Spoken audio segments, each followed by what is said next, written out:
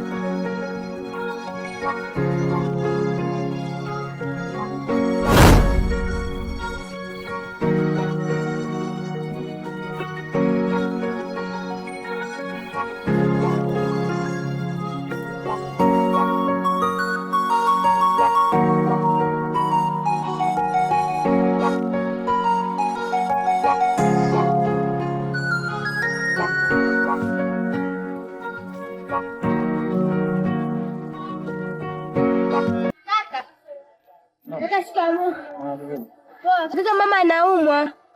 Sasa mimi najua anaumwa. Mimi nina mambo yangu ya kufanya. Ndio tukampeleke hospitali. Wewe unasema hospitali gharama. Wewe una hela. Kumbuka mama anaumwa. Tuende tu nikamwone mwenyewe nikamshuhudie kama anaumwa. Sawa twende.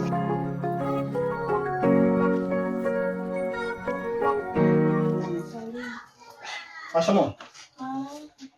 Zaidi nini mama? Pole sana mama.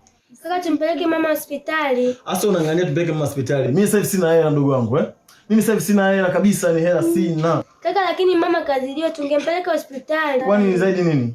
Zaidi tumbo. Sasa tumbo tumpeleke mama hospitali? Ngoja nakaela kidogo hapa. Kamuulia hata dawa. Ili angalau punguze maumivu. Sasa dawa gani? Sisi masuala haya mimi sasa hivi hela sina. Na hii 1200 hii itakuwa inatosha kwa matumizi ya dawa. Mimi hela sina sasa hivi. Shika. Tutamwangalia matumizi ya dawa. Mama. Mimi bwana hela mimi sina mwanao. Ila hii 1200 itakusaidia kupata dawa mamangu. Haya mama. Kwa hiyo fanya mchakato mdogo wangu kumnunulia mama dawa. Sawa. Kaka hajafika? Bado hajaja. Mimi natoka zangu hivyo. Sawa. Kwa ufanye hivyo. Sawa.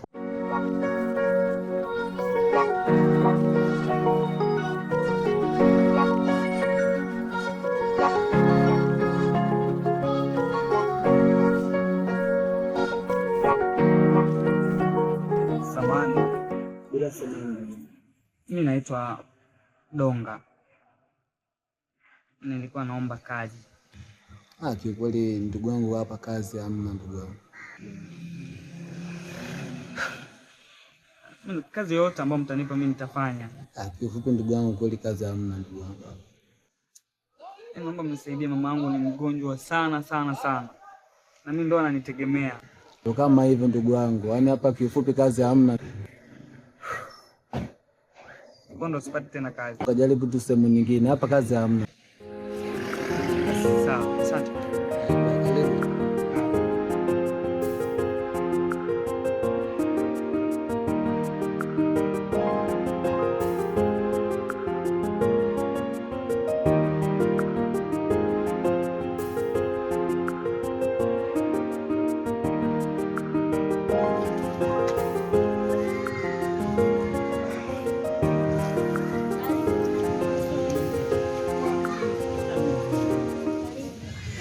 Mwenye na maukwaju nini, ila anaposumbua huyo Bila shaka atakuwa mtoto wa kiume. Amna, hata wa kike pia anakuwaga na suru wake. Karibu na wewe. Wewe. Mimi na nguvu gani jamani? Na nguvu gani mpaka mimi leo? Na hivyo kwa machachu wewe? Wewe. Ila wajua leo mesikia sky sana hapa. Ya kuna vitu nimekuletea kidogo na hela matumizi. Sawa mami?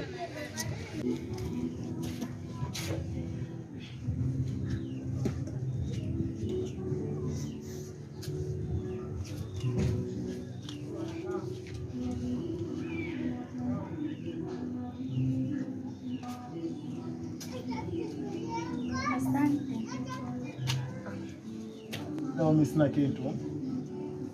Sina kitu, kwa hiyo baki na hizo tu. Afu nikirudi tutajua. Sawa, mimi nakuacha hivyo.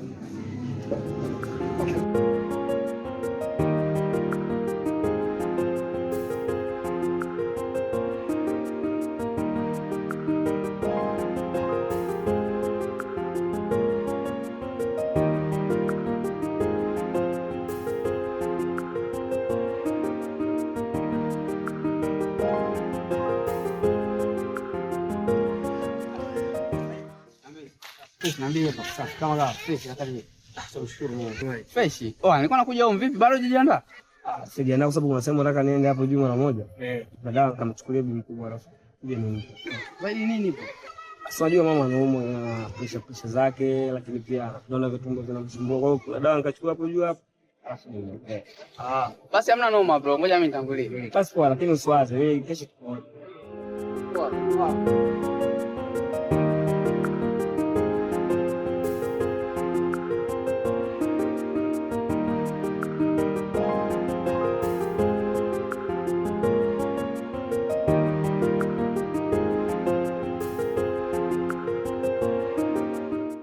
Niambie mimi. Mimi umekaa huko mwenyewe peke yako hapo unakaa na mawazo. Tatizo nini? Jambo gani hebu niambie. Kwanza wazazi wangu wananihitaji mimi nipeleke mtu.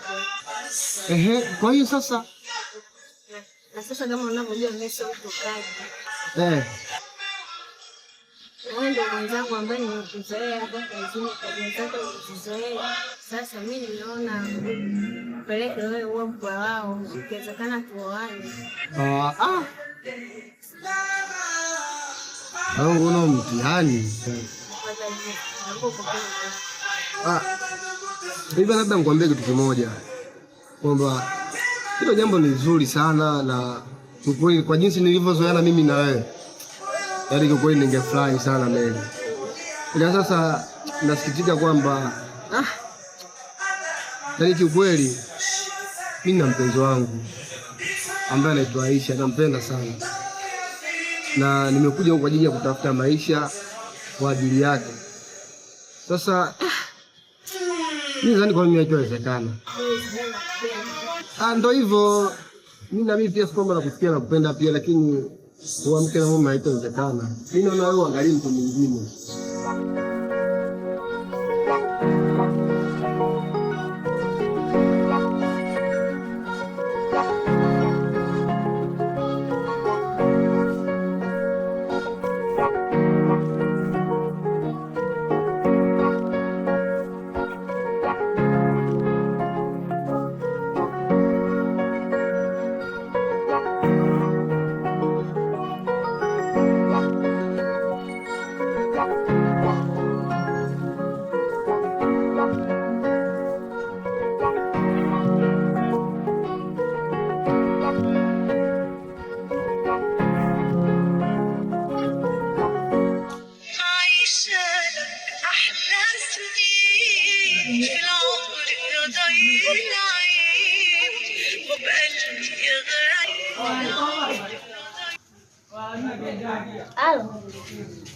Halo.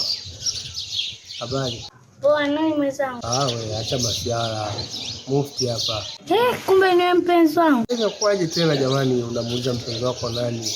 Ina maana namba yangu umefuta? Nilipoteza simu juzi ndo nimerenew line. Kumbe nilipotea. Nzuri, niambie. Mzima. Nimekumisi pia.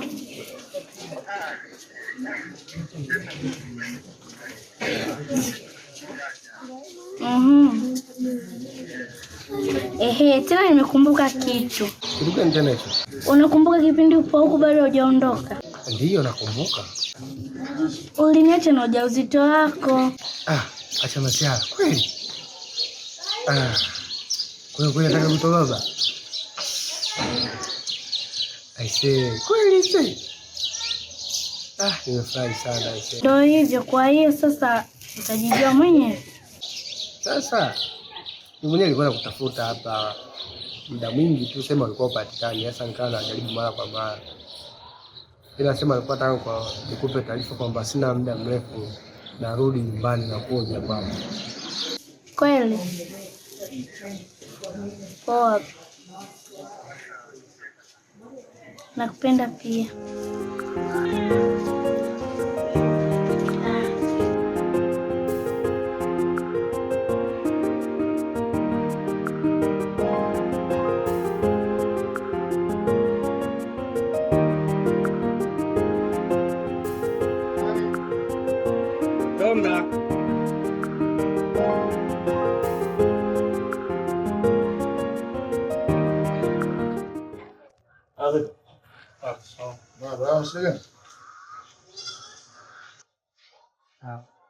Kama nimekuja na ujio wangu leo nileta hapa ni kuhusu mama. Hivi kaka, mtazamo maisha ambayo anaishi mama, wakati wewe ndo mtu ambaye upo, ambaye tunakutegemea kaka. Wewe ndo mtu pekee ambaye unaweza kusababisha mama akawa anapona. Wewe ndo mtu pekee ambaye unaweza kusababisha mama akaenda hospitali. Tizama basi maisha yako yalivyokuwa mazuri. Tizama. Kweli unashindwa kumhudumia mama yako mzazi? Kubwa familia yetu. Hapana. Unakosea unachofanya, unakosea. Yaani mimi najua umekuja na wazo la maana, Unajua mimi nina mambo yangu, na mambo yangu ya kufanya. Mimi najua umekuja na mambo ya maana bwana, umekuja na kumwambia mama, Kama hicho ndio kilichokuleta, ondoka. Nikimaliza kufanya mambo yangu, mbona nitakuja kumuona nyumbani? Nikitoka mimi nani anafuata? Hata kama ni mimi. Lakini angalia wewe maisha yako. Afu angalia na maisha ya nyumbani. Ni nani ambaye anapaswa kumsaidia mama kama si wewe? Maisha ambayo anaishi mama si maisha kama mzazi. Mama anaishi maisha magumu sana. Wakati wewe upo, mama anaumwa kiasi kwamba kuna mtu ambaye anaweza kumsaidia. Lakini kakaangu wewe upo. Wewe ndo mkubwa kwenye familia. Una uwezo mkubwa kabisa wa kumsaidia mama. Una kila sababu ya kumsaidia mama kaka. Kwa nini unafanya hivi sasa? Wewe sio nyumbani kwa mama. Nikimaliza kazi zangu nitakufuata. Kama ndio hilo ulikuja nalo hapa, naomba uondoke. Sawa. Naomba uondoke. Mimi naondoka.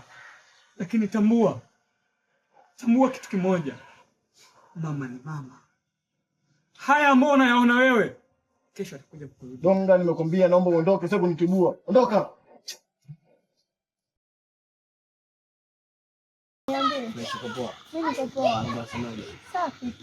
Ni bwana tumekutana hapa. Niambie. Juzi kati hapa alikuwa anapita kweli, lakini sibahatika kukutana na wewe. Ila Mungu kama kapanga tukutane hapa. Unajua nini Faima? Unajue moyo wangu unataka kukupenda sana Faima.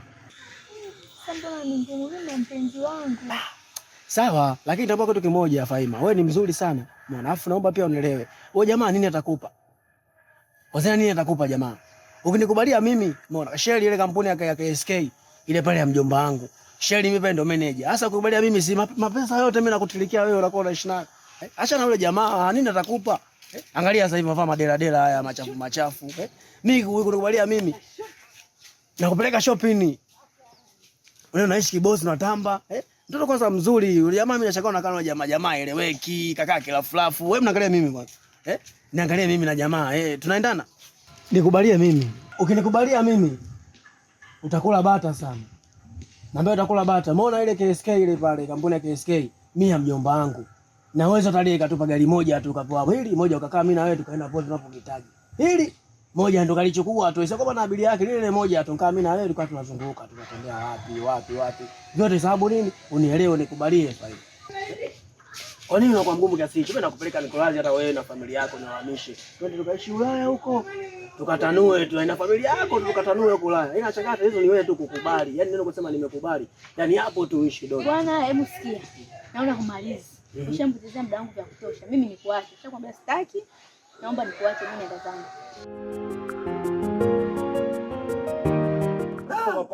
Kweli. Sema ni mkubwa mimi nataka nikupeleke story. Wow. Ambie mzee. Kama kawaida. Tupo bana, tumeka pozi kwanza hapa site. Unajua? Tumetulia hapa. Sio? Ndio bwana. Mimi hivi basi ngoja ningie hivi. Hamna noma dingo. Au sio? Poa. Baridi wana. Yuko bwana dingo. Au sio? Mwenyewe sasa mwanangu. Sikia kwanza kwa vipi. Ndio jamaa atapata laana katika maisha yake. Kwa nini tena? Unajua mwanangu mdogo wake ameacha shule sasa hivi anamshughulikia mama yake, mwanangu ule donga. Sasa mpata. Donga nampata. Ila mwanangu ule jamaa mwanangu ana hela la kumsaidia mama yake anaweza lakini hataki. Umeshanielewa? Sijajua tatizo ni nini mpaka muda huu yani. Wajua nini mwanangu? Yaani swala la mama ndo kila kitu, mimi sitofichi. Nasema mamako atabika mtaani, unamwangalia, mamako atabika wewe fresh, maisha fresh, mdogo wako muwezeshe. Ila sasa yule atapata laana. Kweli. Kwa sababu mama ni mama. Mimi sitofichi, niko tayari hata hapa ni dead nife hapa lakini sio kwa mama yangu mimi. Kweli. Kwa sababu leo mama yangu mimi kanilea vipi, kanituza vipi, ajui uchungu wa mama. Mamako anapata shida na taabika mtaani hivi, na wewe mwanangu fresh, lakini mama yako unamwacha kama alivyo. Haipendezi, sio kweli. Au mwanangu unasemaje mchini? Nya mjui mwenzenu wewe pale ana manzi yake pale, anamwagia hela zote zinaisha kwa wewe pale manzi wake wewe pale.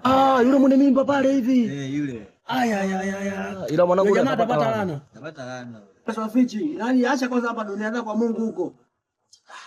Kwa sababu mama ndo kila kitu.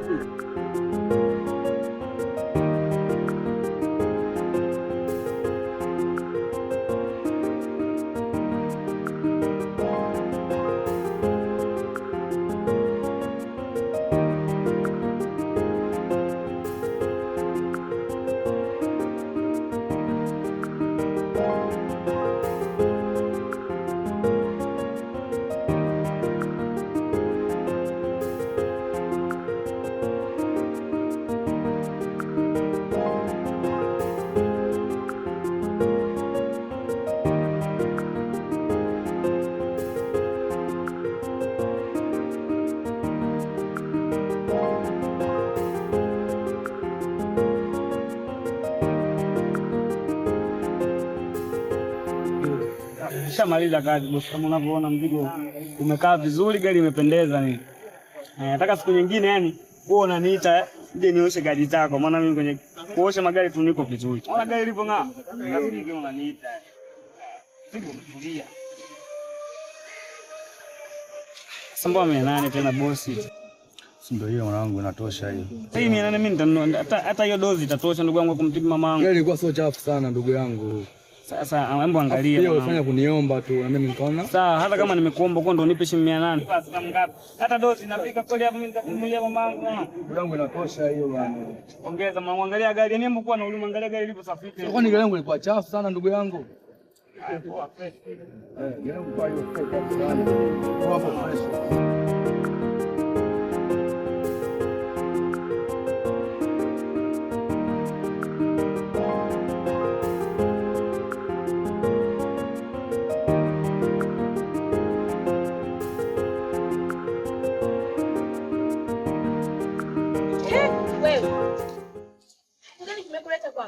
Tafadhali, please fine, naomba unisikilize. Nikusikilize nini kwa mfano? Hiyo ndio sababu nakupenda.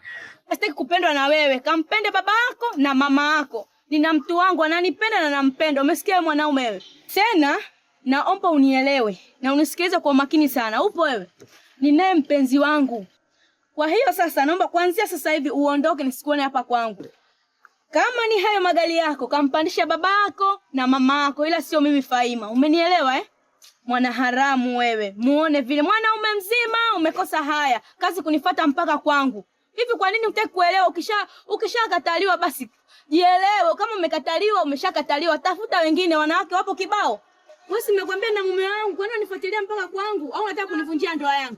Na uondoke. Muone vile. Mwana haramu mkubwa wewe. Tena unitokea hapa na ukiendelea kukaa nitakuitia mwizi sasa hivi. Mwana haramu wewe. Mwanaume mzima umekosa haya, muone vipi.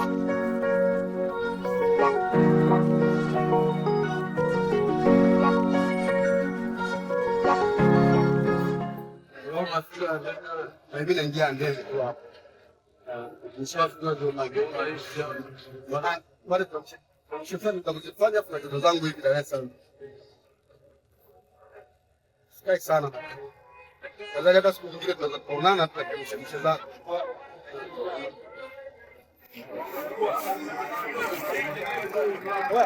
Wewe bro. Umefika? Ndio tumefika hapa, tunakaribia hapa, tunaingia stendi muda si mrefu. Mimi nakusubiria, nipo stendi hapa nakusubiri. Poa poa. Ndio hiyo naingia. Poa.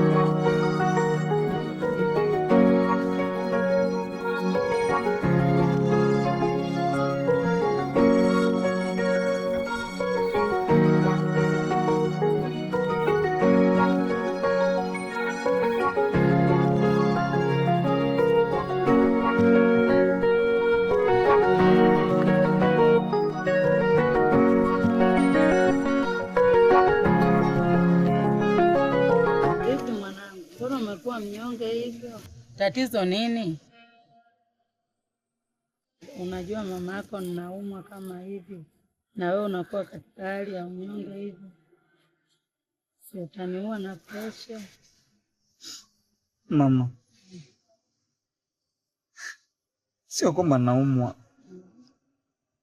na sio kwamba nakaa katika hali kama hii na matatizo mimi binafsi, hapana. Ila mamangu, kila nikifikiria hali yako ya kuumwa kila siku, huwa nakosa amani ndani ya moyo wangu. Na nikifikiria zaidi, tunaye kaka ambaye anaweza akatusaidia. Kaka ana uwezo wa kifedha, ana uwezo wa kila kitu, lakini anashindwa kukusamini wewe mama yake mzazi. Kweli hilo nimeshaliona kwa kaka yako. Huo ni ujana tu unomsumbua. Kikubwa tumuombee kwa Mwenyezi Mungu abadilike. Mama, ujana gani mtu unamsahau ni mama yako mzazi? Hata mimi mama ni kijana. Kweli, mtu aliyekuweka tumboni miezi 9 amekulea kwa upendo mpaka umekuwa, unapata kazi, unapata ajira, unajua nini maana ya maisha. Leo unakuja unamsahau. Kweli mama, alafu unasema ujana?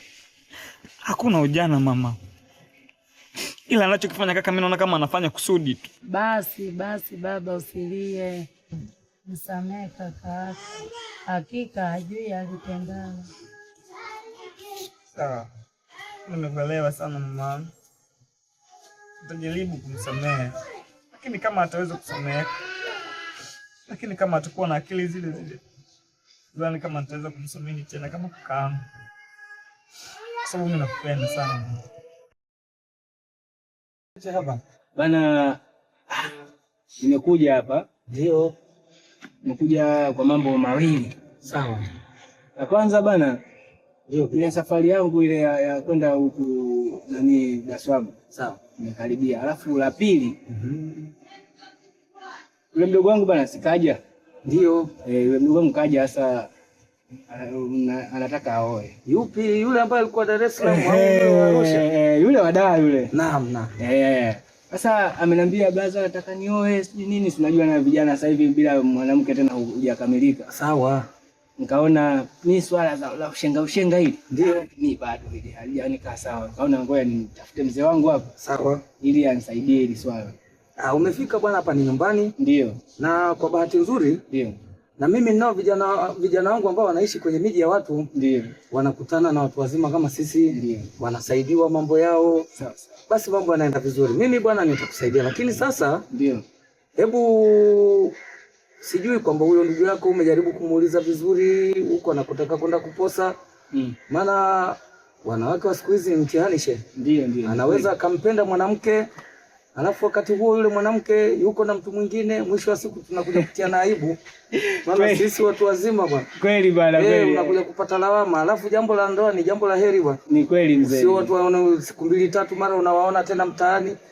Kweli. Inakuwa sio vizuri she. Ni kweli she basi. Tutaharibiana. Ni kweli bwana. Sisi ni watu wazima. Ngoja nimwambie. Kwa sababu naye anashamna na haraka. Sasa ngoja nimwambie alafu sawa. Nitakuja kukupa jibu shehe. Shehe, hilo ni la kuzingatia kwa sababu mara nyingi sana sisi zamani ndio utaratibu wa kuoa lazima uijue familia unayokwenda kuoa. Kweli. Ili uweze kudumu na yule mwanamke. Ukisha kuchukua mwanamke ukiingia naye ndani ya nyumba kuna changamoto nyingi. Lakini sasa pale unapokwenda kuoa pakoje? Ili uweze kudumu na yule unayemuoa. Alafu baada ya hapo sasa mkishafanya taratibu hizo mkiona kwamba sasa mmeridhika, mimi hata nikienda kule sasa najua sitapata aibu bwana. Naenda kwa amani. Hata siku mkija nyumbani najua kabisa kwamba mnakuja kwa amani kabisa. Sawa. Ndio bwana. Basi shehe wangu mimi nashukuru kwa hilo. Sawa. Sasa we kesho au kesho kutwa ndio tutakuja tulimalize hilo swala. Sawa. Na maana mimi nimefikiria hivi kwamba madamu ni mjamzito, mimi nikaona hebu ngoja nije haraka tufanye mpango wa ndoa, tuoane, ujauzito na mtoto akazaliwe wote. Mambo si hayo. Mimi tena naona nachelewa. Njia tena mimi tunaona nachelewa. Sasa unajua mimi nimesema hivyo kwa sababu gani? Unajua mimi naenda mjini kwa sababu ya kuishi. Sasa mimi ndio mjini kule. Nipata pesa ya kukaa. Sasa nikaona kwa nini niendelee kuishi mimi mwenyewe kule mjini. Nikaona bora tu nje nikuchukue, kwa nini niendelee kuacha watu wengine hapa muda mrefu mjini. Nikaona bora nije nikuchukue tufunge ndoa tuweze tukaishi zetu mjini. Mambo ndio.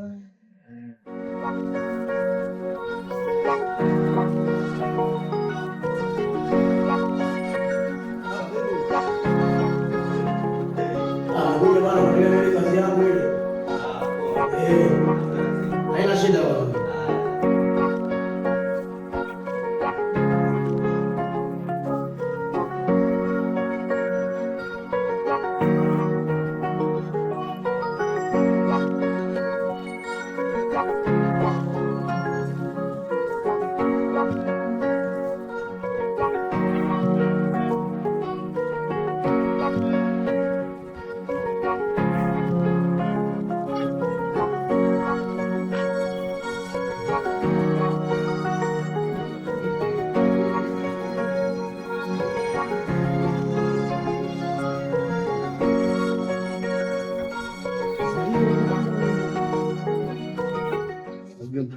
Mtafurahi sana. Mimi? Mtafurahi sana. Mtafurahi sana akizaliwa mtoto salama. Unajua na mtoto wa kuita baba. Siku moja yani ile mfungwa kabinti tumekalialia tunatazama nako. Anya bila.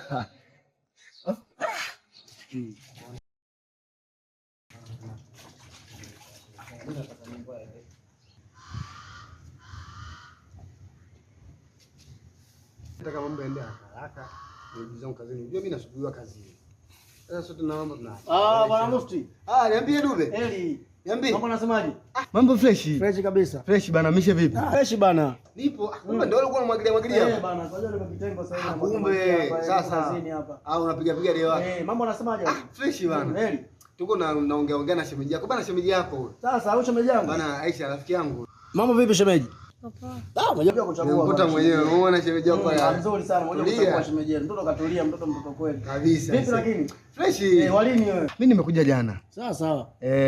Basi fresh mwanangu. Si tupo tupiga story. Haina shida man. Haina shida bwana Mufti. Poa poa. Usijali Mufti. Poa poa. Shemeji bwana, haina shida shemeji. Anasumbua vibaya mno. Sasa anatuma nyafu atokee site. Fanya unipe namba yake mimi. Nikishakupa. Wewe unipe tu namba yake mimi afu mimi ndo nitajua. Alafu kinachofuata nikishakupa. Ndugu yangu kinachofuata. Sasa sio kwangu, si ndio shemeji yako sasa. Mbona kwa ndugu yako vipi huko? Wa donga. Donga. Donga.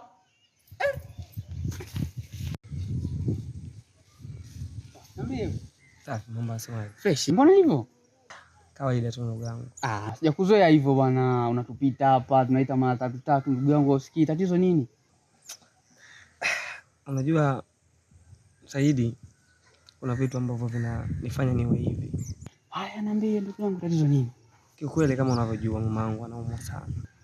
Zaidi nini ndugu yangu? Au ndio vile ulivyoniambia kwamba ana nini pressure? Bado kwani inaendelea? Bado, na cha kushangaza zaidi kaka hataki kumhudumia mama. Ukizingatia ndio mtu kidogo ambaye anaweza ana vijipesa za kuweza kumsaidia mama. Lakini hajawahi kutoa hata shilingi 100 yake na kumsaidia mama. Kwa hiyo inanifanya mimi sasa nakuwa katika wakati mgumu sana kumsaidia mama. Hapo naponiona nimetoka kutafuta vibarua. Ila nimekosa kadri nilivyofanya. Lakini inabidi sasa nirudi nyumbani tu nikapumzishe akili. Pole sana shehe. Asante. Sasa inakuwaje sasa kusira? Yaani hapa nilipo ndugu wangu nimechanganyika kwa sababu mama hana hata sense 5 ya dawa. Na mimi hapa nilipo nimetafuta vibarua, nimetafuta kazi. Kila sehemu ninapoenda ninakosa. Kwa hiyo narudi tu nyumbani kwa sababu nishakosa kazi tena. Sasa labda nikwambie kitu brother. Ngoja mimi fanya kama mchango kidogo hapa. Wenda inaweza kumsaidia mama kwa angalau hata kwa dawa kidogo hapa. Asante sana.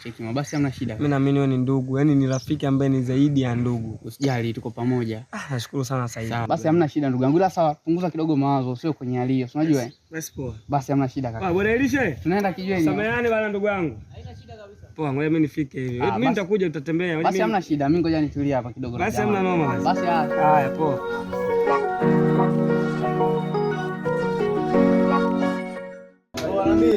Eli, mambo asemaje bana? Poa, vipi unaelekea wapi? Mimi natoka zangu hapa blaza, naelekea zangu ofisini. Ofisini? Yeah. Sawa sawa. Una habari gani lakini? Mimi sina habari yoyote kaka. Una habari? Yeah. Bwana Mufti karudi. Mufti? Mufti ndo nani huyo? Mufti umjui? Umjui kweli? Huyo Mufti, yani shemeji yetu huyo, shemeji Aisha. Yani ilikuwa ni mpenzi wake wa kwanza kabla yako wewe.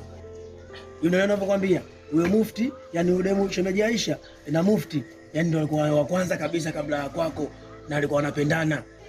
Huyo Mufti. Na hivi ninavyokuambia hata sasa hivi yani huyo Mufti shemeji yuko naye. Wewe una ushahidi gani? Kaka, nimetambulishwa mbele ya macho yangu, mimi naona, nashuhudia hivi. Wewe Mufti nakwambia. Ninaposemekana hata hiyo mimba ni mimba ambayo hiyo ya shemeji Aisha sio ya kwako, ya Baharia. Umepigwa baba. Sasa wewe fresh mwanangu, mimi ngoja nielekee mimi kuletea tu habari, wewe utatafakari mwenyewe akilini mwako. Ila sasa baba, kimya. Mimi simo.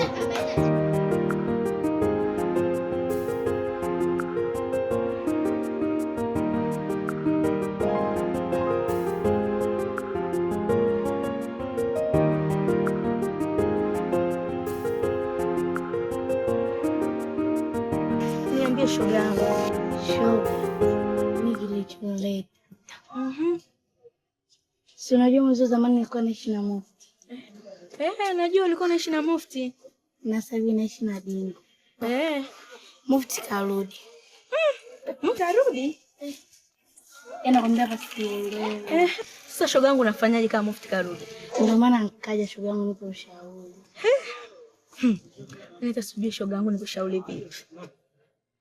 Ndio hivi. Kwani mwenyewe ulikuwa unaonaje? Ufanyeje hapa? Sielewi.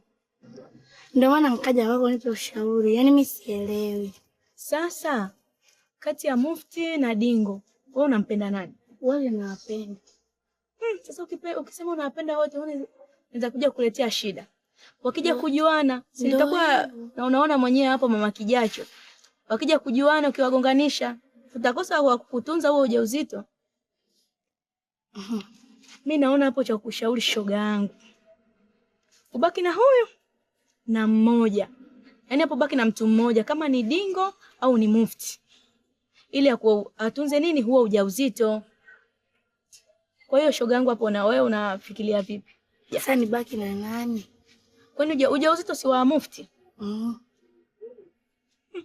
Mimi naona ubaki na mwana, kumsingizia mtu ujauzito sio wa kwake pia sio vizuri. Mimi naona bora ubaki na Mufti. Nitaangalia. Shoga yangu, useme tena utaangalia. Wewe kuwa na msimamo, baki na huyo na mmoja. Haya, mimi niko ndani hapo napika pika mwenzangu.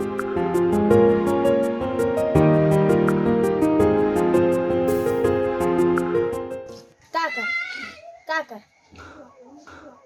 Kulikoni kwenye alio? Amna, nipo sawa. Sasa mbona unalia?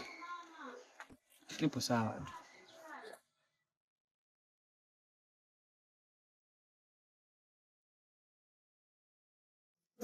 Kaka, kuna nini? Mbona unalia? Malia. Napata na uchungu sana. Napata na uchungu kiasi kwamba nafikiria maisha ambayo anaishi mama yetu. Mama yetu anaishi maisha magumu sana. Yaani Malia, kweli tunaye kaka ambaye anaweza. Yaani Malia, kiukweli tunaye kaka ambaye anaweza kumsaidia mama, lakini anashindwa kumsaidia. Malia, tunaye mtu ambaye ana uwezo wa kifedha, lakini anashindwa kumsaidia mama kweli. Ila kaka usilie. Umeona hivyo neno linavyozidi mimi kunifanya nilie. Kaka, lakini wewe kuhusu kaka mimi nishamzoea. Kwa hiyo wewe usipate tabu. Maana kaka mwenyewe mimi nishamzoea, kwa sababu kishamwambia kuhusu habari ya pesa kwenda kumpeleka hospitali. Mnagombana. Hataki kusikia pesa, jambo la pesa kutoa. Hapo alipokaa ana hela, lakini ukimwambia mambo ya hela, anakuambia mimi sina hela na nafoka. Kwa hiyo yani wewe achana naye. Hapa cha msingi ni wewe kutafuta kazi na mimi niendelee kuomba dua akumfanya mama yangu aweze kupungukiwa na maradhi yake. Hivyo endelea kutafuta kazi. Mwenyezi Mungu atakujalia, atapata pesa kumpeleka mama hospitali. Kikweli inaniuma sana. Yaani mtu binafsi ndo atoe pesa sisi tuweze kumtibia mama, wakati kaka yetu yupo ana uwezo wa kifedha. Mimi naomba sana mdogo wangu usome. Naomba usome sana uje kuamua familia yetu. Elimu ndo kitu pekee kilichobakia kwako. Sasa mimi ngoja nikatafute maji. Idesha. Wewe unanichukuliaje? Nani? Yaani mimi unaniweka katika fungu gani?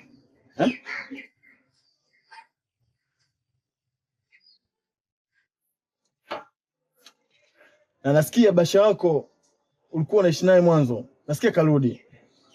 Na mbaya zaidi mmerudiana. Nakwambia nani? Wapo watu mimi wameniambia.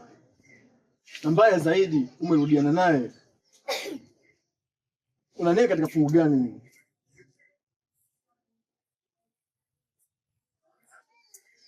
Bingo. Aisha. Hebu ngoja kwanza punguza hasira. Wewe unakwambia maneno nani? Wapo watu ambao wananiambia maneno. Bingo mpenzi wangu, mimi nakupenda haki ya Mungu vile. Au alokuambia labda ananitaka ila ameshindwa kuniambia. Ndio maana amekuletea maneno mabaya ili uachane na mimi, ila mimi nakupenda. Haki ya Mungu, mimi nakupenda wewe. Sawa. Niliposikia isije kuwa kweli. Sawa. Tambua nakupenda. Nakupenda pia.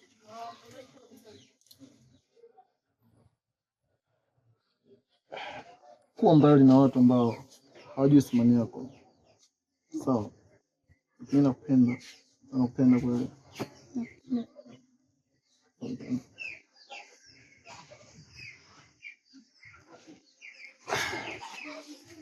Sasa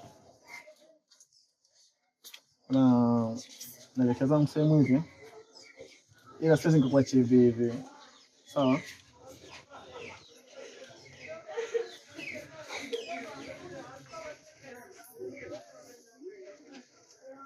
Chagua hapa, nataka ngapi?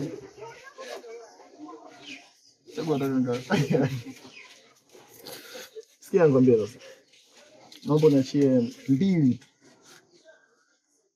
Kwako mimi sijiwezi.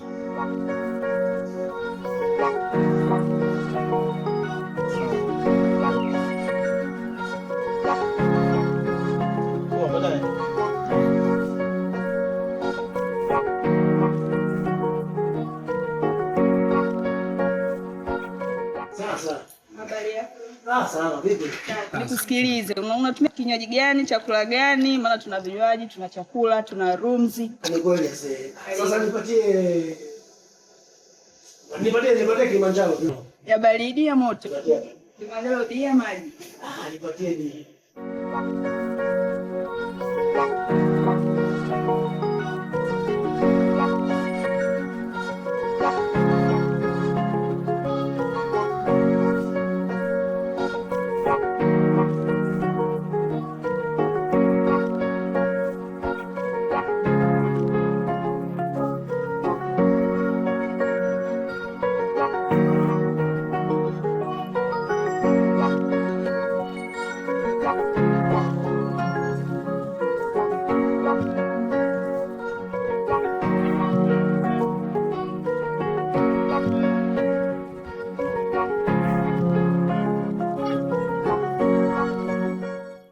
Ni bwana Mufti hivi ndio nguvu zangu. Hapa umenifikisha baba. Yaani hapo nataka sasa tukeshe. Ni hapa sasa. Hata kreti mimi napiga. Mimi ninapokuelekeza. Hapa umenifikisha. Haina shida bwana. Sasa bwana? Mimi nataka nikwambie. Jambo gani tena hilo? Jambo kuhusu nani? Aisha. Aisha. Unajua unapozungumzia Aisha, Aisha ni msichana mmoja ambaye namkubali sana. Sasa unajua nimeenda bara nimekutana na wasichana wazuri, warembo. Lakini kwa Aisha yuko hapa, nampenda sana Aisha. Hivyo. Baba anasema kafika, sasa mimi nakwambia sio kweli. Kivipi? Mbona unaona kama unazungumzia jambo gani? Mimi nakwambia sio kweli. Unajua kwa nini? Kuna msichana anaishi naye, mimi nakuchana. Kuna jamaa anaishi naye, mimi nakwambia anaishi na jamaa anaitwa na shemeji Aisha, ndio jamaa afika hapa zote patana. Kwa kaka una kabisa wewe kwamba kwa Aisha umefika kabisa. Kama anakupenda sisi. Nampenda sana. Na tunapendana sana. Na hiyo mzigo ile mimba ya jamaa. Mimba ya dingo sio kweli. Unajua Aisha anamwamini sana. Na sio kwamba tu unamwamini, pia unamwamini. Kwa hiyo tunachozungumzia hata sio kweli. Hawezi kawa. Sawa. Kama wewe kweli unamwamini. Usimwamini sana Aisha kabisa. Ila ipo siku kweli. Wewe unasema chunguza kwa makini ndugu yangu. Haina kimya. Nakwambia kweli. Wewe haina shida, usiogope. Pamoja. Haina shida, fresh mama, mimi nipo aise. Pata taarifa kwa ulikuwa unaniita, nikasema yaani nikamsikiza shangazi yangu kwanza. Nimepita ama umeadimika? Shangazi nimeadimika kwa sababu mishemishe nyingi afu kazi ofisini. Ila nikasema leo nikamsikiza shangazi anasemaje. Sawa, changamoto hizo. Taarifa za mamako unazo? Mama taarifa zake ninazo kabisa. Maana hata jana nimetoka nyumbani pale bwana. Bwana nimepata malalamiko, si kweli, muangalie hata hela ya dawa, hata kwenda kumuona pia inakuwa ni shida. Shida ni nini? Shangazi wala sio kweli. Sio kweli kabisa. Ni maneno ya watu, mimi wanaongopa kabisa, ni wadanganya. Hao maneno ya watu. Shangazi mimi bwana nimeenda nyumbani kwa mama, nimewakuta. Na ingosi kwamba siwasaidii. Dingo na Ndonga sikuwa nimempeka shule. Mali yule pale mpaka leo yupo shule na ada anatoa kama kawaida. Ila sema shangazi, hawaliziki na hela ambayo ninawapa mimi. Yaani wanaona kwamba hela ninatoa ni ndogo. Iwe ni kweli, iwe si kweli. Hayo maneno ndio mimi nakubali. Ila na mimi pia nina maneno yangu kwako na ushauri wangu. Ndiye mama yako. Ndio ni mkubwa sasa hivi, ni mkaka, una majukumu yako na mambo yako. Mimi ndio labda utanichukulia ushangazi na vipi? Kwanza hata nyama zenyewe mimi nyama sila kitu, na ndio hivyo. Mimi ndio yaani bado nishana dunia kabla ya wewe. Kweli shangazi. Umeelewa? Ndio. Alafu hakuna kitu kikubwa duniani kama mzazi. Mimi hilo naitambua shangazi. Mzazi sio nazi, sio nyanya yule, sio kitunguu. muda wote na saa yoyote tena tunaanza shilingi ngapi, utaambiwa bei, utachagua unapotaka. Ndio. Mama yako. Utafika wakati unamhitaji na ndio hayupo. Utafika wakati sasa unataka msaada wake na ndio hayupo. Unategemea kwa hata kama hasemi, lakini kinyongo chake peke yake kwake yani wewe utasambaratika, utahangaika, utaenda huko utachukulia maisha magumu. Wenzio mbona wanapata? Mimi nimeshakuelewa. Ushauri wako mimi nitafanyia kazi. Sasa mimi ngoja nitoke, maana watu ofisini wamenipigia simu hapa. Sawa. Niwahi kwanza huko. Haya mwanangu, tunapika lakini. Shangazi, mimi ndo nipate maji tu. Basi shamba.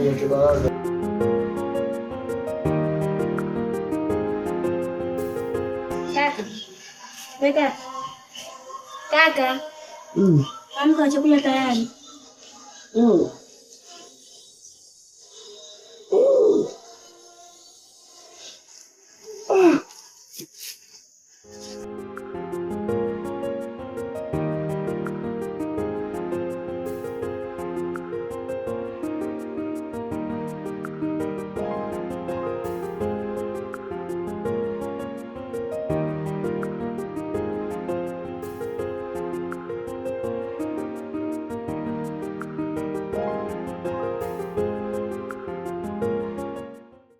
Mama, unataka chakula? Hapana. Kwa nini? Nimempa uji ndio sio, akaniambia kulevya msimu sana. Uji kanywa? Ndio.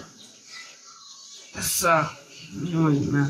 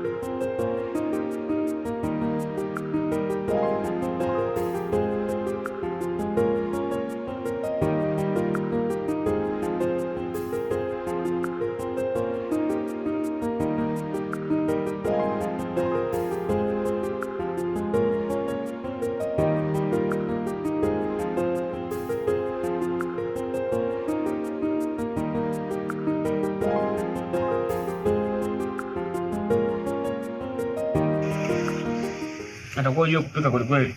Na mimi ukikosea lazima nikuseme. Na sikosei, mama sikanifundisha kupika. Tegemea mama anifundisha kupika. Unajua mimi mwanzo zamani kipindi ni mdogo, mama alikuwa anatufundisha tunapika. Mbona sasa hivi ampiki sasa? Huko mtaani tunapika nini? Siku moja si mnanisaidia? Nitakusaidia jioni. Sawa.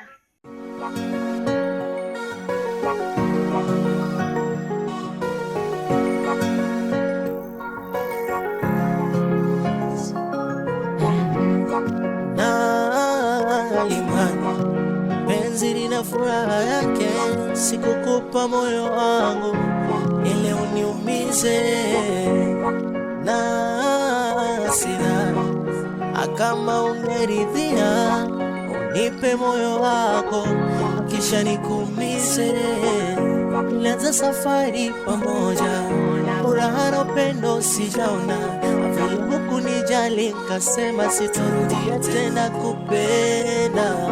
Nilifanya mengi nilokuja, utamu wa tende ukaufanya shughuli, yote niloyafanya ukayaona sifu, sina zaidi ya asante. Nikisema mapenzi basi nitakuwa naongopea, mana moyoni nina nafasi kwa yule nitompenda tampenda pia. Nibaki kusema mie nimechoka, yani ni unia yasemie, ni mambo tu ya dunia. Nibaki kusema mie nimechoka, yani ni unia yasemie, Mola atanisaidia.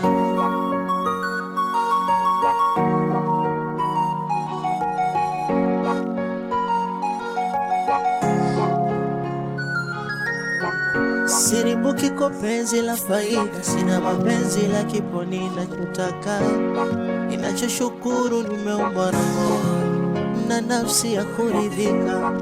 Nyota njema alfajiri, ipo nilipo kujua kiundani. Mapenzi alisha muda, yalibaki mazoea.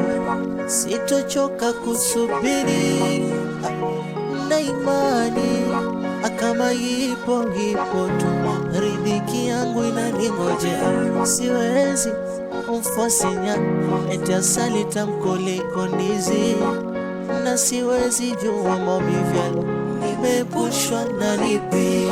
Ingelikuwa ni pumzi sawa, ningekunyenyekea, ila kumbe mapenzi na binadamu tele wanazaliwa.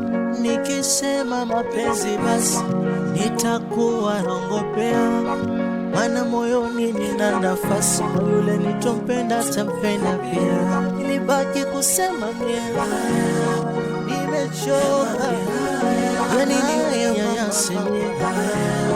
ni mambo tu ya dunia.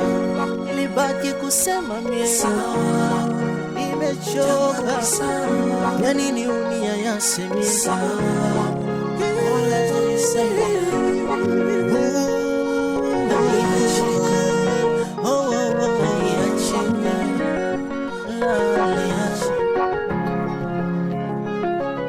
Mufti jamaa mwenyewe ndo anakaa hapa. Kumbe ndo hapa. Ndo hapa.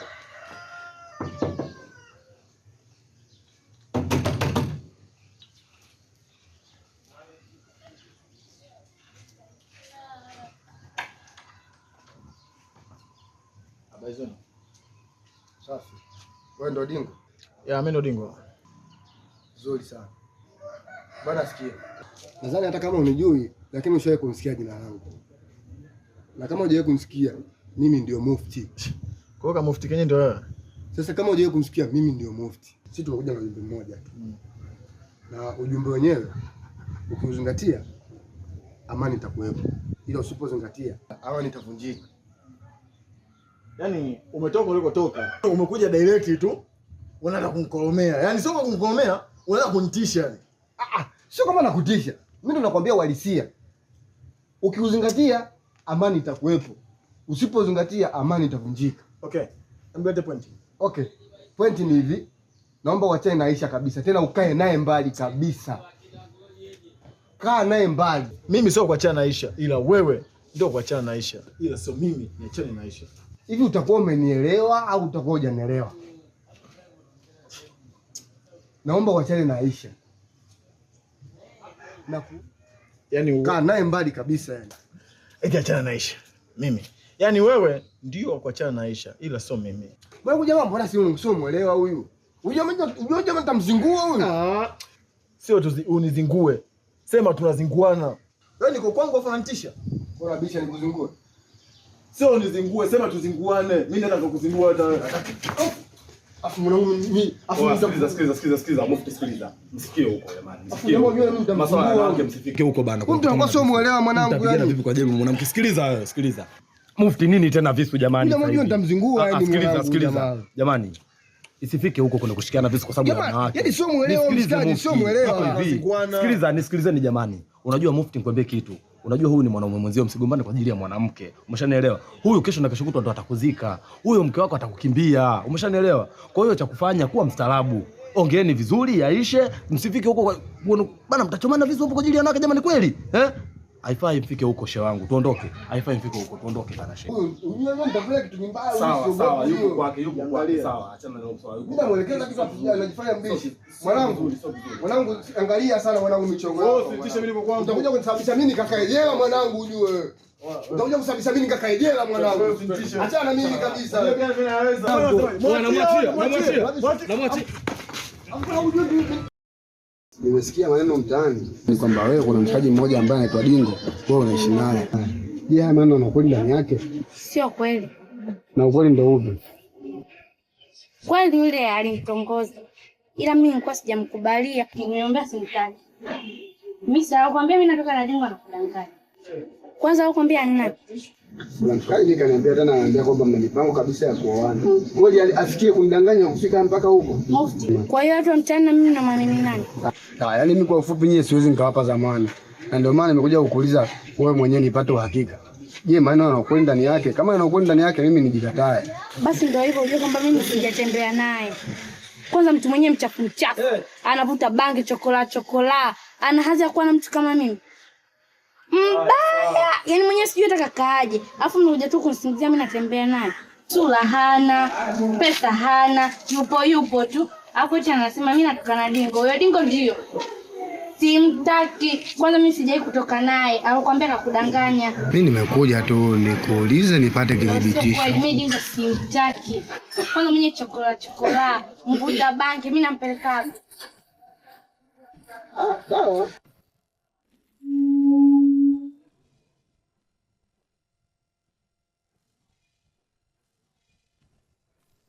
Aisha ni nani? Haya, umeona sasa huyu ni nani? Naongea na wewe, nani huyo? Hivi ni mwanamke gani ambaye una haya? Ulichokuwa unakitaka Aisha nimekupatia. Leo hii unaamua kutembea na ukikaragosi. Bro, mimi sio karagosi, tuheshimiane. Tulia. Wewe unajua ni nani kwangu mimi? Na wewe unamjua huyu ni nani kwangu? Wewe unajua thamani gani ambayo anao kwangu mimi? Hivi Aisha, umetaka kila aina ya kitu nimekupatia. Leo hii mimi unaniambia unipendi, hunitaki. Navuta bangi, sina pesa kukumiliki wewe. Hivi ni mwanamke gani? Wewe ni mwanamke design gani? Mwanamke huna haya. Mwanamke mbaya. Anakupa nini wewe? Mwambie sasa. Sio nyamaza, mwambie si huyu hapa. Okay. Ila sawa. Tusiforce kitu ambacho hakiwezekani. Uendelea kumpenda huyo. Na sahau katika maisha yako kama una mwanamume ambaye anaitwa Dingo. Na uzuri wenyewe pia na hiyo mimba patie. Sahau kuhusu mimi. Sahau kabisa. Endelea na ukikagosi wako. Sahau kuhusu mimi.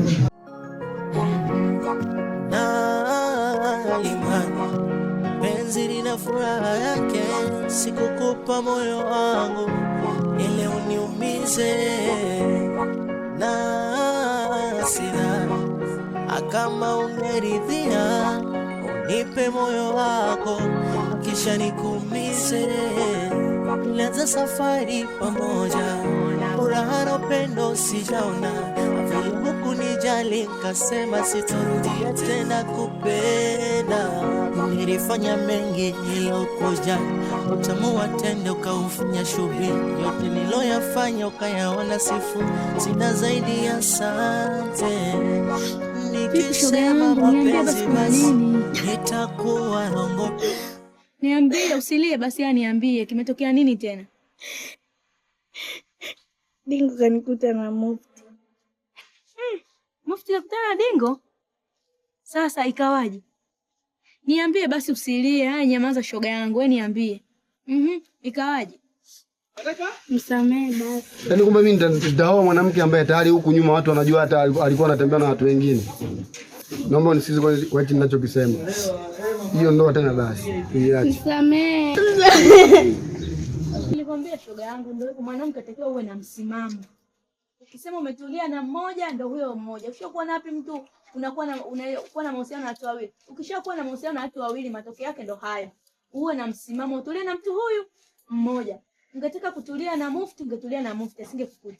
Ungetaka kutulia na Dingo, ungetulia na Dingo, asingekukuta. Huko tena kuwa na msimamo. Ukishakuwa na wapi mtu anaishi, mtu anakuwa na mahusiano na watu wawili. Matokeo yake ndio hayo. Nyota njema alfajiri, ipo nilipo kujua tunani, mapenzi alishamuda, yalibaki mazoea, sitochoka kusubiri, na imani kama ipo tu, riziki yangu inaningojea, siwezi kumfosinya. Leo mimi naenda zangu kazini. Unaendaje kazini sasa? Kazini kule mimi nasubiriwa, kwa hiyo inabidi niende tu. Hakuna jambo la kufanya nibaki tena hapa. Unajua usinichanganye akili wewe. Mimi nimeandaa vitu vyote hapa, ulikuwa unanisumbua kwa simu hapa. Tayari nishaandaa mpaka mshenga, afu unaniambia unaondoka. Unaondokaje sasa? Bro, kama ndo kwenye hilo jambo hili cancel. Na hata kama huyo mshenga pia mcancel. Mimi hilo jambo nishaachana nalo. Naliachaje hilo swala? Hebu kaa chini tuongee bana. Yaani bro, mimi sijui hapo kuanzia wapi yani ili unielewe. Yaani kwa fupi bro ni hivi. Yule mwanamke ambaye mimi nilitegemea nje nimuoe. Yule mchana mimi nimeachana naye. Yaani umetemana naye vipi? Hebu nielekeze vizuri. Ili mradi nielewe. Yaani unapoishia nimeachana naye unanichanganya. Hebu nieleweshe vizuri bana. Imekuaje mpaka useme hivyo? Yaani bro, yule binti anazingua. Mimi juzi kati hivi nitembea maeneo ya kwao. Umeona bwana. Nikamkuta kuna mshikaji mmoja yuko naye anaitwa Dingo. Yaani kwamba mimi nipo mjini natarajia nje nimuoe, kumbe mwenzangu huku anaishi na mwanaume mwingine. Anaishi naye? Nilimind unajua nikatamani hata unajua nilimkosa kisu mwanangu. Yaani kwa sababu nilienda kwake nikamwambia bana nimesikia unaishi na demu wangu. Naomba wachane naye. Mshikaji kaniletea kibesi. Ananiambia ni Aisha demu wangu, wewe ndio wakuachana naye, sio mimi. Sio sasa hivi ningekuwa wapi. Kwa hiyo nikaona tu mimi ili isiwe kesi. Niachane nao tu. Mimi hiyo habari ya kuoa nimeacha. Yaani nilimtegemea mwanamke ambaye ndo nilifikiria ndo nitakaye muoa, afu kumbe hana msimamo yeye. Mimi niko zangu town nafikiria ndo nitakaye kuja kumuoa, kumbe anaishi na mtu mwingine huko. Mimi nilijua kwamba labda mmekaa chochooni mmekorofishana nyewe wenyewe, kumbe alikuwa anaishi na mtu. Mimi nikuruhusu uende. Alafu mimi nitalifanyia kazi, baadaye nitakupigia simu. Nikipigia simu sasa nitakwambia uje au la. Hata mwingine ninakutafutia, una shida gani au umempenda yule? Yule mwanamke mimi hapana tena. Mimi ndio ushalivua hivyo. Kama mwanamke nitampata mwingine tu mjini. Mbona wapo wengi tu wanawake? Basi niachie mimi ile swala nitalifanyia kazi. Wewe nenda kazini afu mimi nitakwambia. Utapigia simu. Yaani uhakika bro, yaani ninachokuambia ni uhakika. Kwa hiyo Dingo ndo kafanya hivyo, si ndio? Kaji mmoja aitwa Dingo anaambia anaishi naye hivi sasa, yaani kanichosha. Leo sasa sema nini? Mimi ngoja niende. Wewe nenda. Mimi nitakupigia simu. Haina shida. Sitochoka kusubiri na imani kama hii. Kwanza mimi sijai kutoka naye, anakuambia nakudanganya. Mimi nimekuja tu nikuulize nipate kidhibitisho. Mimi Dingo simtaki. Kwanza mwenye chokola, mvuta bangi, mimi nampeleka. Sawa. Na siwezi jua maumivu nimepushwa na lipi. Ingelikuwa ni pumzi saa ningekunyenyekea, ila kumbe mapenzi na mimi. Ni kweli na mawazo ndugu yangu. Na mawazo kweli. Na nimeamini yale maneno ambayo umeniambia. Wanawake sio watu. Ndio amgharamikia, unamjali. Baadaye anakuja anabadilika. Kwa macho yangu mawili na masikio yangu, Aisha anaonekana mimi. Aisha amenikana hivi. Wangu, hiyo inasikitisha sana. Inasikitisha sana, lakini usikate tamaa. Hiki ni kipindi cha kulia familia yako. Nilimwekea malengo awe mke wangu, tujenge familia, lakini leo hii Aisha kama kufanya hivi. Aisha yani kweli ananikana kwa maneno machafu na ya kejeli, na mbaya zaidi mimba ambayo ilikuwa najua ni ya kwangu eti sio ya kwangu. Hivi ni kweli? Ni kweli? Pole sana ndugu yangu, hakika nasikitisha sana, lakini hiki sio kipindi cha kuwaza, kipindi cha kurejea familia yako, mrejee mama yako. Wanawake mbona wako wengi, utampata tu, wapo wengi wanakwenda ndoa, lakini hapo usichoke, usikate tamaa, ndia familia yako, utapata pia baraka za mama za mama yako, utapata mke mwingine. Huu sio wakati wa kuwaza sasa, ni mambo ya kusahau yaliyopita, ndio yajayo. Ni kweli unaniambia ni bora nimrudie mamangu. Mamangu anaumwa, mama hali yake mbaya, namjali mwanamke kuliko mamangu. mwanamke ambaye hana hata shukrani, hana shukrani, hajui nini maana ya utu.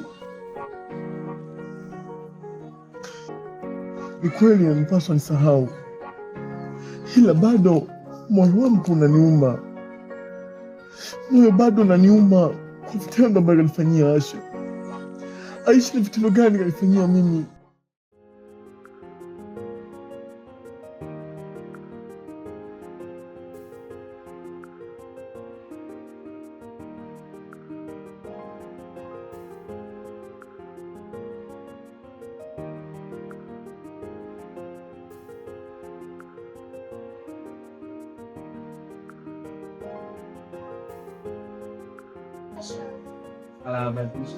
Salama.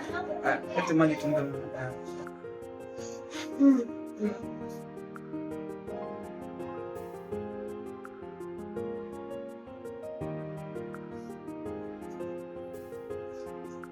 Kaka yako. Mama.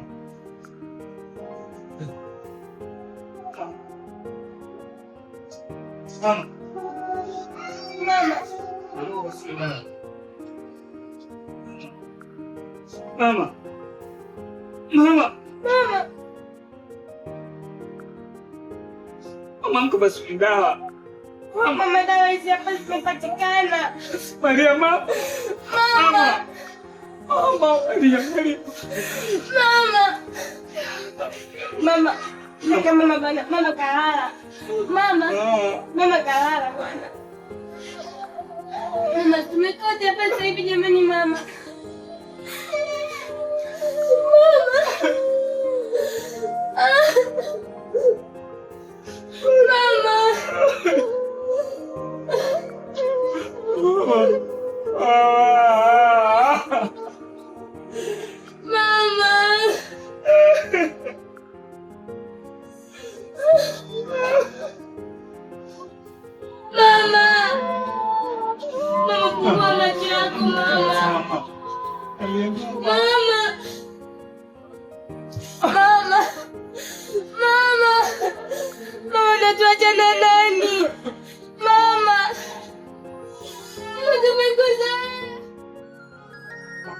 Sirimbuki kwa penzi la faida, sina mapenzi la kiponi ninachotaka.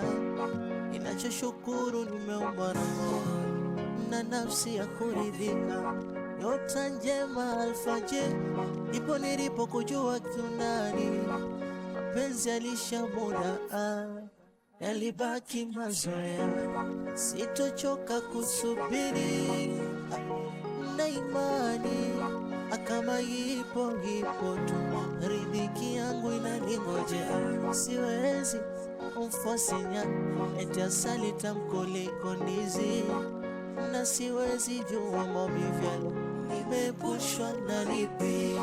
Ingelikuwa ni pumzi saa ningekunyenyekea, ila kumbe mapenzi na binadamu dele wanazaliwa. Nikisema mapenzi basi nitakuwa nongopea, mana moyoni nina nafasi kwa yule nitompenda tampenda pia. Nibaki kusema mie nimechoka, yani ninyanyase ni mambo tu ya dunia. Nibaki kusema mie.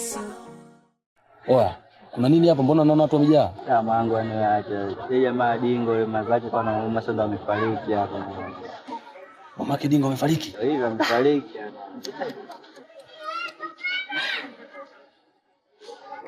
Nini kafanya? Yule Dingo jua.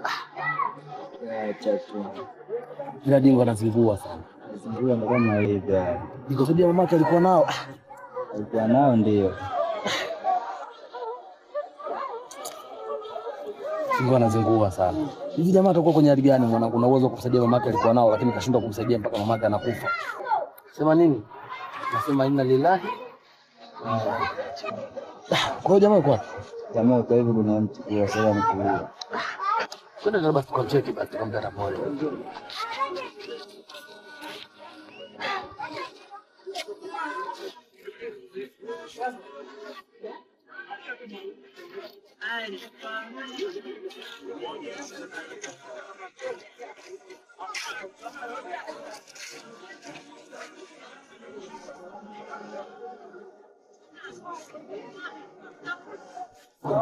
Ndugu yangu vipi bwana? Pole pole. Ndio ndio kubwa huo. Unajua nini? Kawaida kama hivyo, sijute, twende kujuta bwana, ni mpango wa Mungu. Mungu ndo kapanga hiyo hivyo, ndio imekuwa ndugu yangu. Habari ya siku nyingi kidogo. Habari ya kupotezana bwana. Ndio hivyo bwana, kazi tunajua kazi nyingine ndio. Lakini ndugu yangu wewe, yani kama una Mungu vile. Ndio. Yaani siwezi amini, yani yale uliyosema ndio yale. Ndio. Yaani yule kijana bana, nikamwambia ndugu yangu, kwa sababu umesema unataka mke, lakini nimeenda kule kwa mshenga, kwa hiyo natakiwa nirudishe majibu. Sawa. Sasa wewe unatakiwa uende kwa yule mwanamke. Sawa. Alafu ukaseme ukachunguze kwamba inakuaje. Akanambia basi hamna shida brother. Akaenda. Kwenda kule nashangaa narudi uso umejikunyata. Vipi tena? Anambia ndugu yangu, yani kabla sijafika kwa wewe mwanamke, nimemkutana na mwanaume mwingine njiani. Ndio. Kweli unasema Nasema basi hamna shida. Sasa ngasema yule mzee kule yale aliongea ndo hayo. Hayo ndio yaliyoacha mimi nikuambie kwamba hebu jaribuni kujitahidi sana katika harakati za kuoa. Umtambue kwanza yule ambaye unataka kumuoa, ikiwezekana na familia yake. Nafikiri unakumbuka swala hilo, niliwahi kukuambia hivyo. Na maana halisi ya kukuambia hivyo ni kuogopa haya yaliyotokea sasa. Maana halisi ya kukuambia kwamba mwende kwanza kule mkamchunguze yule mwanamke. Kwa sababu swala la ndoa ni gumu. Inatakiwa uangalie mwanamke sahihi ambaye atakufaa, mwanamke ambaye mtaendesha maisha yenu vizuri. Sasa mabinti wengi wa sasa hivi unaweza ukawa umempenda, kumbe kuna mwanaume ambaye yuko naye.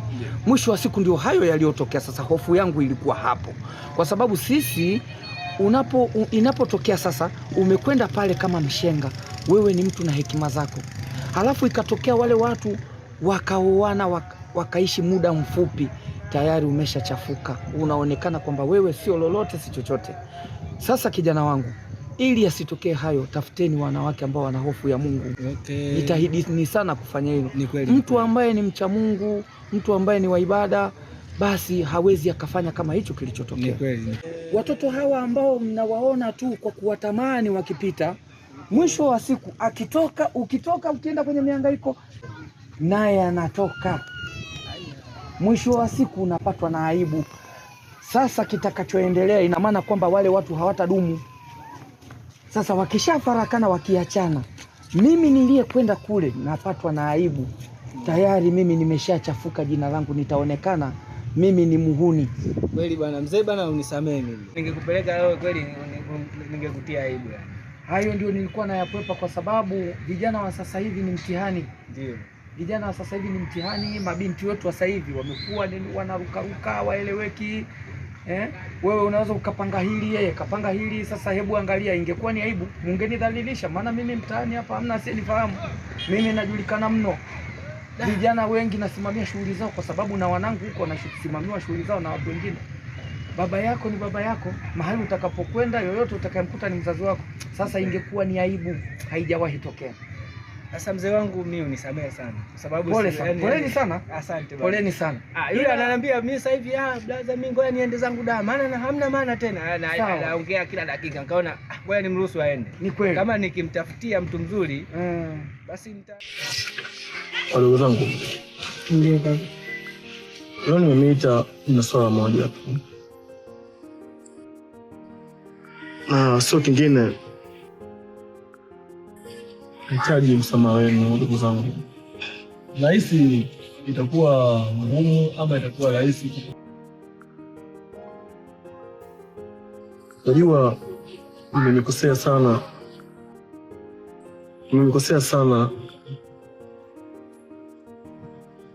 Ndugu wangu nimehasi sana. Ndugu wangu nasoma, lakini yote ya 9 kumbe ndugu zangu, nilikuwa naomba msamaha wenu. Nimekosea sana. ndugu wangu wewe sio kuhangaika. Wakwenda huku na kule. Wafanya kazi ambazo haziniridhishi mpaka mimi mwenyewe. Ila bwana mbele nimefikiria sana. Bwana. Usilia. Ambaye msamehe.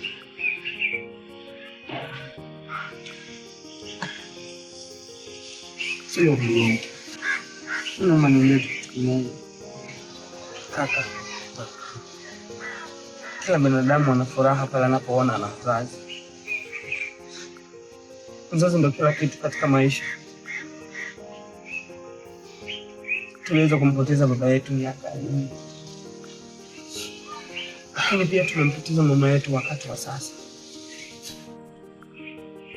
Lakini pia yote ya yote mimi pamoja na mdogo wangu tulikaa kabla ya wewe kupita. Kama ni bora tukusamehe. Kwa sababu sisi si watu wa hofu. Na pia tutamuomba Mungu aweze kukusamehe.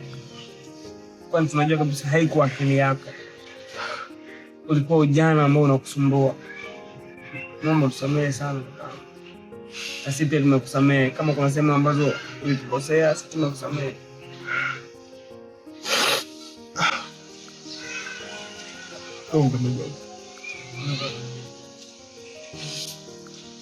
Nashukuru sana kwa kunisamehe.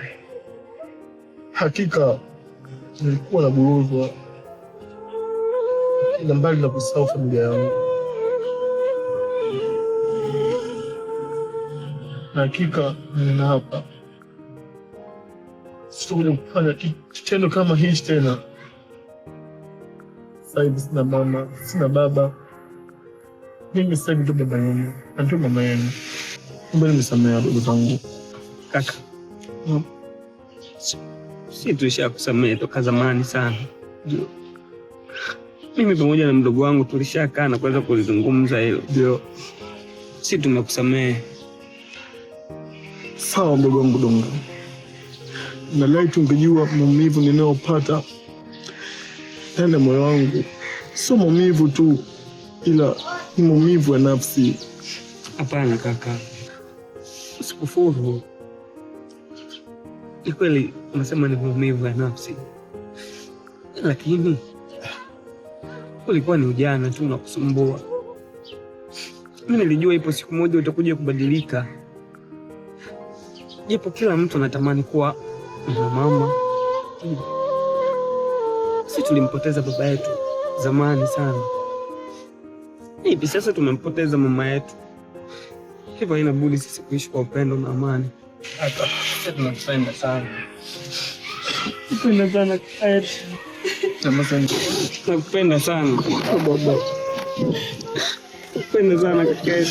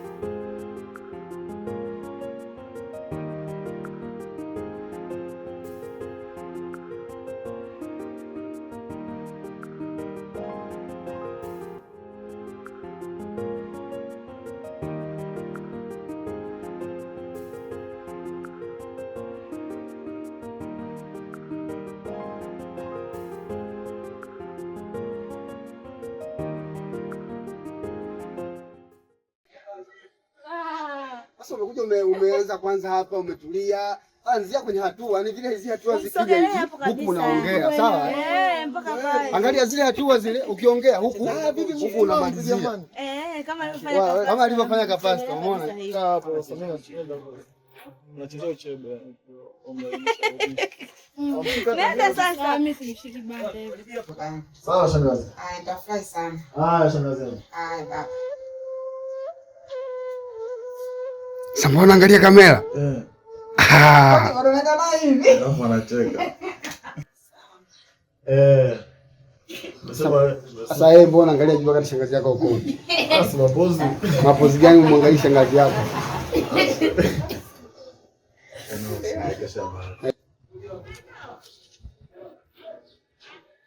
Mbona useme afu unaangalia kule? Hasa afu anaangalia. Sema action jamani. Singo. Mbona sasa unafanya vitu vya ajabu?